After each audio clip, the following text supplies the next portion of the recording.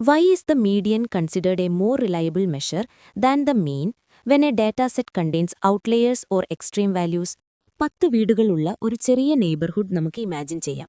അവിടെ എല്ലാവർക്കും ഏകദേശം 20,000 രൂപയാണ് മന്ത്ലി ഇൻകം. നിങ്ങൾ ഇതിന്റെ മീൻ ഇൻകം കാൽക്കുലേറ്റ് ചെയ്താൽ അത് ഏകദേശം 19,000 രൂപ വരും.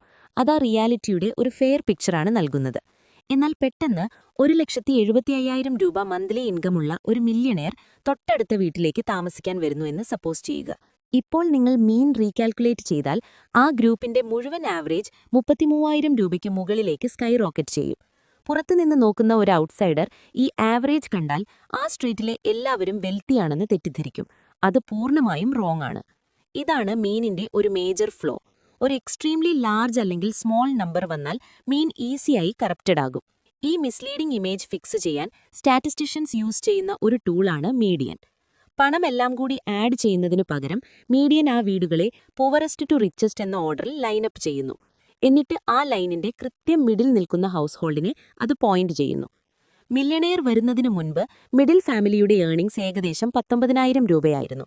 മില്യണയർ വന്നതിന് ശേഷവും അയാൾ ലൈനിന്റെ ഏറ്റവും എൻഡിൽ നിൽക്കുന്നതുകൊണ്ട് മിഡിൽ സ്പോട്ടിനെ അതധികം അഫക്റ്റ് ചെയ്യുന്നില്ല. ആ മിഡിൽ സ്പോട്ട് തൊട്ടടുത്ത നെയ്ബറിലേക്ക് സ്ലൈറ്റ്ലി ഷിഫ്റ്റ് ആയേക്കാം, ഒരുപക്ഷെ 19,500ലേക്ക്. എന്നാലും അത് റിയലിസ്റ്റിക്കായി നിൽക്കുന്നു. ഇതിൽ പകുതി ആളുകൾ ഈ എമൗണ്ടിനേക്കാൾ കുറവും ബാക്കി പകുതി പേർ ഇതിനേക്കാൾ കൂടുതലുമാണ് ഏൺ ചെയ്യുന്നത് എന്ന് മീഡിയൻ നമ്മോട് പറയുന്നു. മില്യണയറുടെ വെൽത്തിന്റെ മാഗ്നിറ്റ്യൂഡ് മീഡിയൻ കംപ്ലീറ്റ്ലി ഇഗ്നോർ ചെയ്യുന്നു. കാരണം അയാൾ ജസ്റ്റ് ഒരു വ്യക്തി മാത്രമാണ്. ഇത് മീഡിയനെ ഒരു റെസിസ്റ്റന്റ് മെഷറാക്കുന്നു. അതായത് ഔട്ട്ലയേഴ്സിന്റെ പുള്ളിനെ അത് റെസിസ്റ്റ് ചെയ്യുന്നു.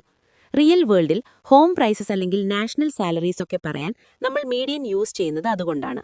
ബില്യണയേഴ്സ് ഉള്ളതുകൊണ്ട് മീൻ വാല്യൂ സ്ക്യൂഡ് ആവുകയും രാജ്യമുള്ളതിനേക്കാൾ റിച്ച് ആണെന്ന് തോന്നിക്കുകയും ചെയ്യും. എന്നാൽ മീഡിയൻ നമുക്കൊരു ടിപ്പിക്കൽ പേഴ്സന്റെ ഇക്കണോമിക് സ്റ്റാറ്റസ് കൃത്യമായി തരുന്നു. ഹെവി വെയ്റ്റ്സ് വെക്കുമ്പോൾ എളുപ്പത്തിൽ മറിഞ്ഞുപോകുന്ന ഒരു ഫ്രജൈൽ ബാലൻസായി മീനിനെ തിങ്ക് ചെയ്യുക. സെൻട്രൽ ഉറച്ചു നിൽക്കുന്ന ഒരു സ്റ്റേഡി ആങ്കറായി മീഡിയനെ തിങ്ക് ചെയ്യുക. നമ്മുടെ ടെക്സ്റ്റ് ബുക്ക് എക്സാമ്പിളിൽ മീൻ തൗസൻഡ്സ് ജമ്പ് ചെയ്തപ്പോൾ മീഡിയൻ ഗ്രൗണ്ടഡായി നിന്നു.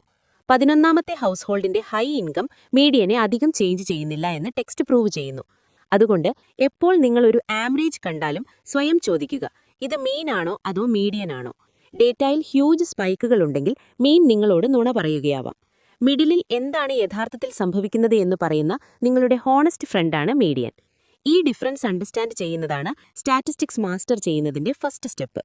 അടുത്ത തവണ ഡേറ്റ നോക്കുമ്പോൾ ജസ്റ്റ് ആഡ് ചെയ്ത് ഡിവൈഡ് ചെയ്യാതെ അവയെ ലൈനപ്പ് ചെയ്യാൻ ട്രൈ ചെയ്യുക. Online for all of Kerala, offline for Palakkad. Join us today.